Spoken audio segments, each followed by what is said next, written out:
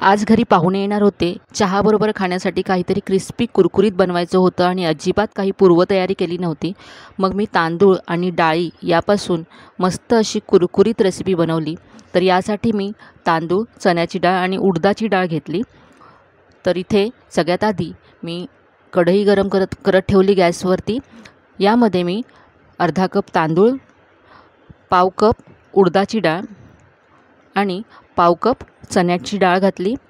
तर तांदूळ आणि या डाळी मी आधी पुसून घेतलं स्वच्छ कापडाने, म्हणजे त्याच्यामधल्या सगळ्या पावडर निघून जाव्यात यासाठी. तुमच्याकडे जर वेळ असेल तर तुम्ही हे सगळं एकत्र करून धुवून वाळवून नंतर ते वापरू शकता. तर हे आता भाजून घ्यायचं आहे. जास्त भाजायचं नाही आहे, याचा रंग बदलायचा नाही आहे आपल्याला. 2 ते 3 मिनटं हे असं मंद गॅसवरती भाजून घेते.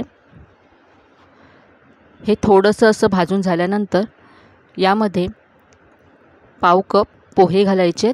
तर पोह्यामुळे आपला जो नाश्ता आहे तो अगदी हलका फुलका होईल. तर पोहे घातल्यानंतर अगदी 1 मिनिटभर मी हे भाजून घेतलं. आता हे आपण एका प्लेटमध्ये काढून घेऊया आणि पूर्ण थंड करून घेऊया. तर हे असं मी पसरवून ठेवते, म्हणजे लगेच थंड होईल. आता हे अगदी थंड झालं आहे. हे आता मिक्सरच्या भांड्यामध्ये काढून घेते मी.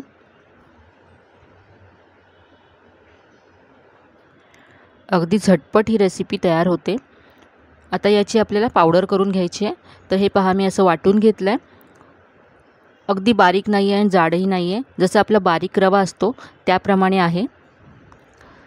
तर ही तयार केलेली जी पावडर आहे ती आपण एका बाउलमध्ये काढून घेऊया.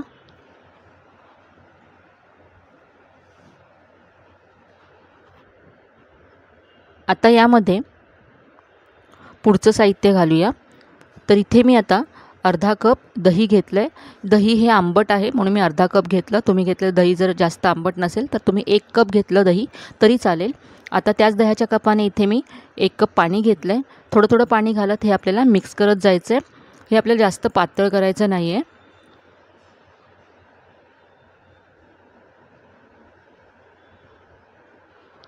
तर इथे मी आणखी पाणी घातलं.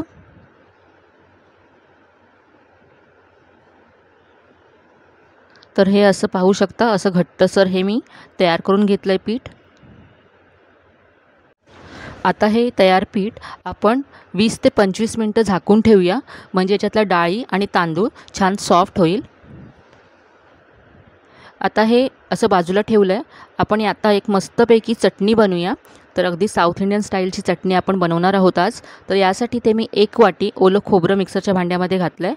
यामध्ये थोडंसं आलं घालायचं आहे, हिरवी मिरची घातली आहे आणि यानंतर थोडीशी चिंच घातली. चवीप्रमाणे यामध्ये आता मीठ घालायचं आहे आणि 1 मोठा चमचा यामध्ये भाजलेली चण्याची डाळ घालायची आहे. आता यामध्ये पाणी घालून ही चटणी वाटून घ्यायची आहे. तर इथे चटणी मी वाटून घेतली आहे. बाउलमध्ये काढून घेऊया आणि चटणीवर घालण्यासाठी इथे आता फोडणी तयार करूया. तर फोडणीसाठी इथे मी 1 चमचा तेल गरम करून घेतलं आहे. यामध्ये अर्धा चमचा मोहरी घालायची आहे, थोडीशी कढीपत्त्याची पानं घालायची आहेत यामध्ये आणि 1 लाल मिरची घातली आहे. ही तयार फोडणी आता आपण चटणीवरती घालूया. तुम्हाला जर हिरवा रंग आवडत असेल चटणीला तर तुम्ही यामध्ये कोथिंबीरसुद्धा घालू शकता. ते मिक्स करून घेतलं आहे मी. ही मस्त अशी आपली चटणी तयार आहे. ही आपण चटणीबरोबर डोस्याबरोबरसुद्धा खाऊ शकतो. चटणी तयार आहे. आता आपण पुढची कृती करूया. तर हे पीठ जे आपण झाकून ठेवलं होतं ते पाहूया. तर हे आता आधीपेक्षा घट्ट झालं आहे आणि पाहू शकता अगदी परफेक्ट आहे. हे असंच आपल्याला हवं आहे हे पीठ. हे थोडंसं मला घट्ट वाटतं तर इथे मी थोडंसं पाणी घालते. साधारण 1 चमचा इतकं पाणी घातलं.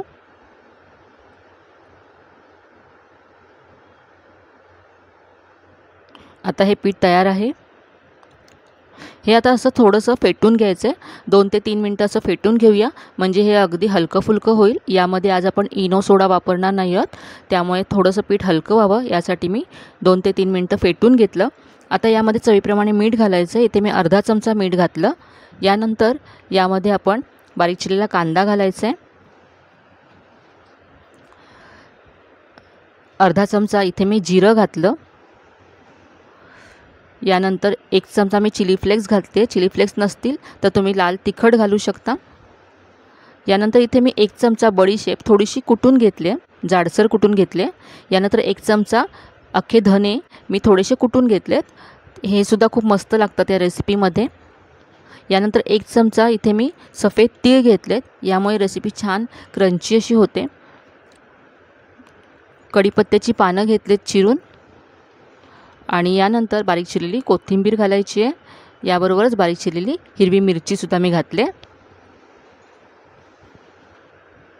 आता हे सगळं आपण मिक्स करून घेऊया.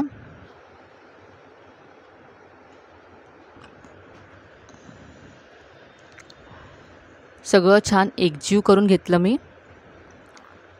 तर यामध्ये आपण जे बडीशेप धने घातले त्यामुळे खूप छान चव येते या रेसिपीला.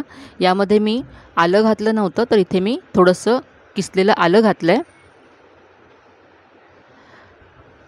मिक्स करून घेऊया.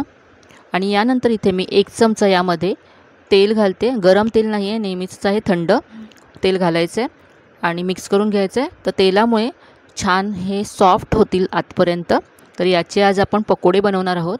तर यासाठी इथे मी कढईमध्ये तेल गरम करून घेतलं आहे. तेल गरम झाल्यानंतर गॅसची फ्लेम मीडियम करायची आहे आणि हे पकोडे सोडायचे आहेत. असे हाताने याला गोल आकार देऊन सोडायचे.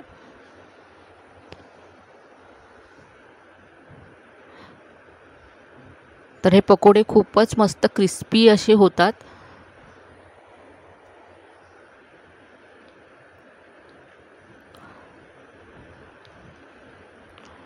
पाहुणे येणार असतील तर अगदी झटपट तुम्ही हे बनवू शकता आणि चवीला तर खूपच मस्त लागतात. लगेच यांना हलवायचं नाही आहे. थोडंसं फ्राय झाल्यानंतर याला आपण असं हलवून घेऊया. मीडियम फ्लेमवरतीच हे फ्राय करून घ्यायचे, म्हणजे आतपर्यंत ते छान फ्राय होतील.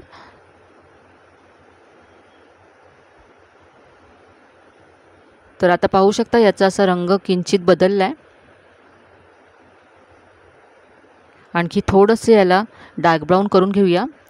तर पहा हे आता आणखी डार्क झालेत. तर इतपतच आपल्याला हे फ्राय करून घ्यायचे आहेत.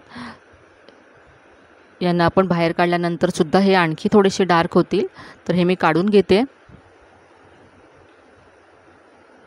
तर तुम्ही पाहू शकता दिसायलाही किती मस्त दिसत आहेत. यामध्ये जे आपण तीळ घातले ते सुद्धा खूपच मस्त चवीलासुद्धा लागतात आणि दिसायलासुद्धा खूप छान दिसतात. तर हे सगळे पकोडे असे मी इथे फ्राय करून घेतलेत. पकोडे आता चटणीबरोबर सर्व करूया.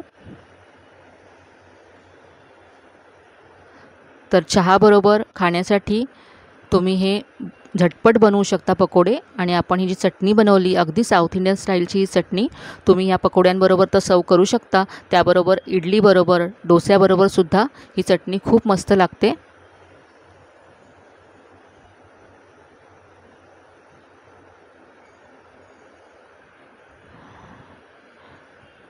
तर ही रेसिपी तुम्हाला नक्कीच आवडेल. इथे मी तुम्हाला एक पकोडा तोडून दाखवते. आतपर्यंत अगदी जाळीदार होतात हे.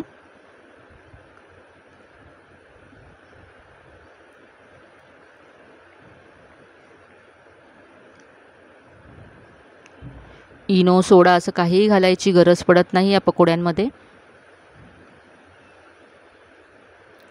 तर ही रेसिपी तुम्हाला नक्कीच आवडली असेल. आजची रेसिपी तुम्हाला कशी वाटली कमेंटमध्ये नक्की कळवा. रेसिपी जर तुम्हाला आवडली असेल तर व्हिडिओला जास्तीत जास्त लाईक करा, शेअर करा. चॅनलवर नवीन असाल तर चॅनलला सबस्क्राईब करायला विसरू नका. चला तर मग पुन्हा भेटूया अशा छान छान आणि नवीन नवीन रेसिपीसह. तोपर्यंत धन्यवाद.